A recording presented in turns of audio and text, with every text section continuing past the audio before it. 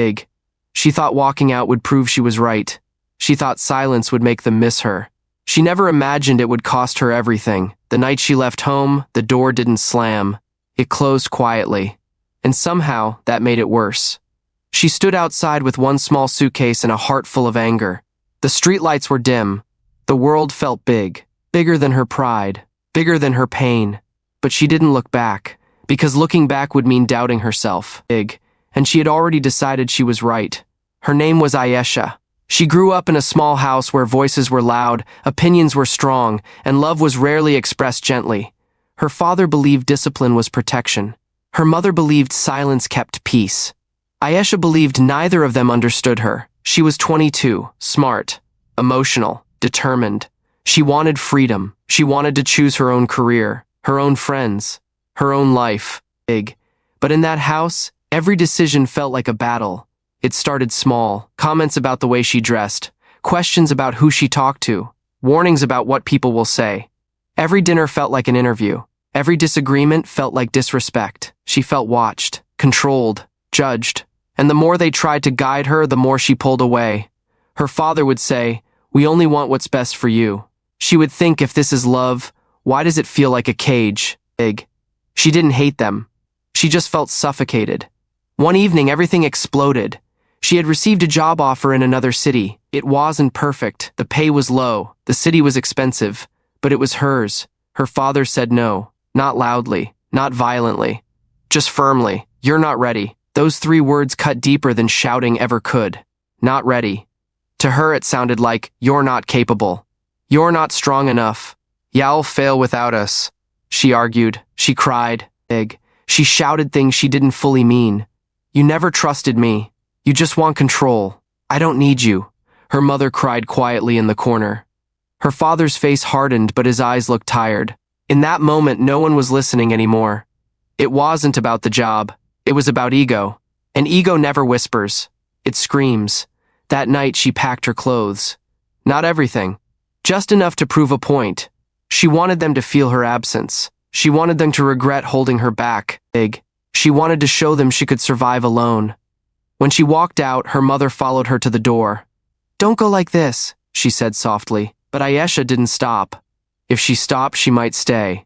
And staying felt like losing. The first few days felt powerful. She rented a small room in a shared apartment. The walls were thin. The mattress was hard. But it was hers. She posted a photo online. New beginnings. Her friends sent heart emojis. "You're so brave. You're independent." Big. "You did the right thing." Every message felt like validation. Every like felt like victory. She started her new job. It was not glamorous. Long hours. Strict manager. Endless small tasks no one appreciated. But she told herself, "This is freedom. No one telling me what to do. No one questioning me. No one stopping me." Until reality slowly began to whisper. Rent was higher than she expected. Groceries were expensive. Transportation drained her salary. Big. At the end of the month, her bank account looked frighteningly small. She stopped ordering coffee, stopped buying new clothes, stopped going out with friends. Freedom, she realized, came with bills. And bills don't care about pride. She didn't call home, not because she didn't want to, but because she didn't know what to say. "Hi, I'm struggling." "Hi, you were right?" Her ego still sat beside her like a stubborn companion. Weeks turned into months. The loneliness grew heavier. Big. In her parents' house, she hated the noise. Now, she hated the silence. No one asked if she had eaten. No one reminded her to rest. No one noticed when she came home exhausted. Independence felt different at midnight. It felt colder. One day at work, she made a mistake, a small one, but her manager didn't treat it as small. "You're not performing well," he said. The same words. Not ready. She forced a smile. Apologized. Promised to improve. Big. Then she locked herself in the office bathroom and cried quietly. Not because of the mistake, but because for the first time she wasn't sure she could fix everything alone.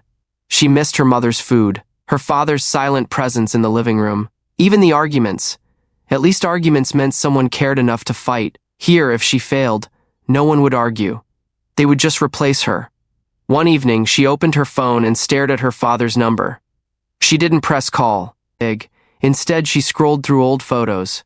Family dinners, birthdays, her graduation day, her father standing slightly behind her, not smiling widely, but looking proud. She had never noticed that look before. Now it felt different. Regret doesn't come like thunder. It seeps in slowly, like water under a door. The real turning point came on a rainy night.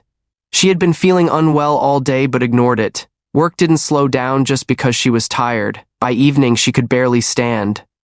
She came back to her room, dizzy and shivering.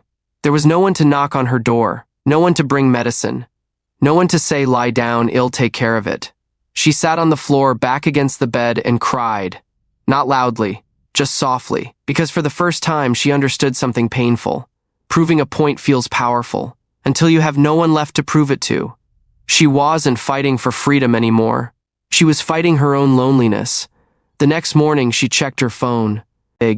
2 missed calls from home. Her heart raced. She called back immediately.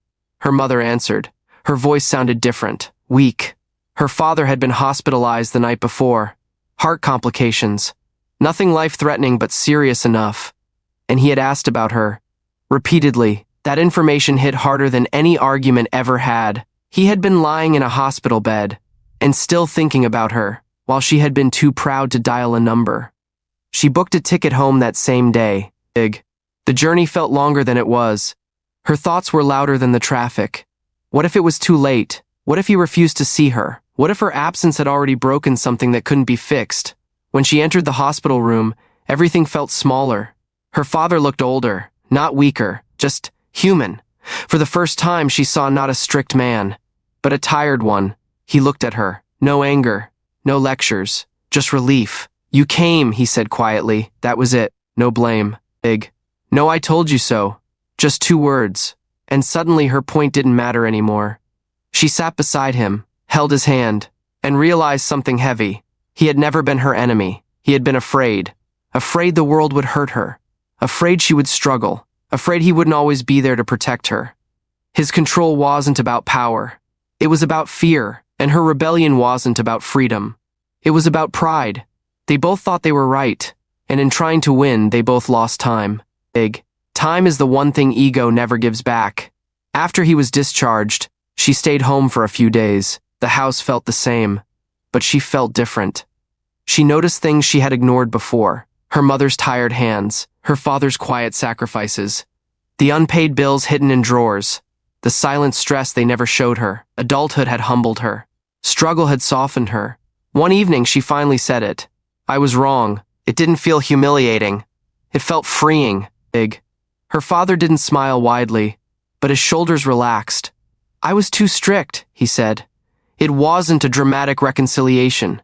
No background music, no big speeches. Just 2 flawed people admitting they were human. That was enough. The harsh truth is this. Leaving to prove a point rarely brings peace.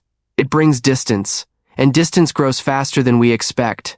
Freedom without responsibility feels exciting at first, but real independence is not running away. It's standing your ground without burning bridges. She didn't quit her job. She didn't give up her dream. But she changed how she approached it. She talked to her parents, shared her budget, asked for advice without feeling smaller, moved back temporarily to stabilize her finances, saved money, built skills, applied for better opportunities with patience instead of anger. She learned that maturity is not loud, it's steady. Months later, she moved out again. This time, not to prove anything.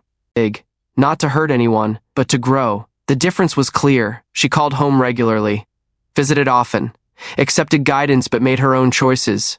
And slowly, trust replaced tension. She did lose something that year.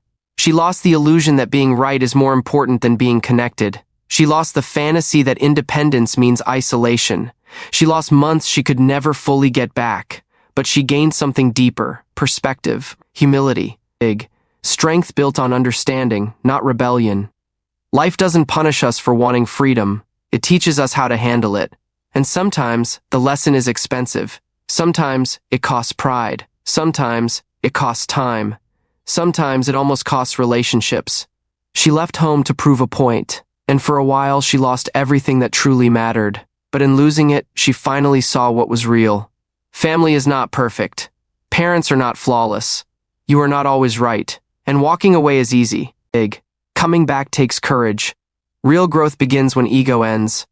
Life is not about winning arguments. It's about protecting what matters before it's too late. And the strongest people are not the ones who walk away in anger. They are the ones who return with understanding. In the end, she didn't become smaller by admitting her mistakes. She became wiser. Because life doesn't reward pride. It rewards responsibility. And that is a lesson no one can afford to learn too late.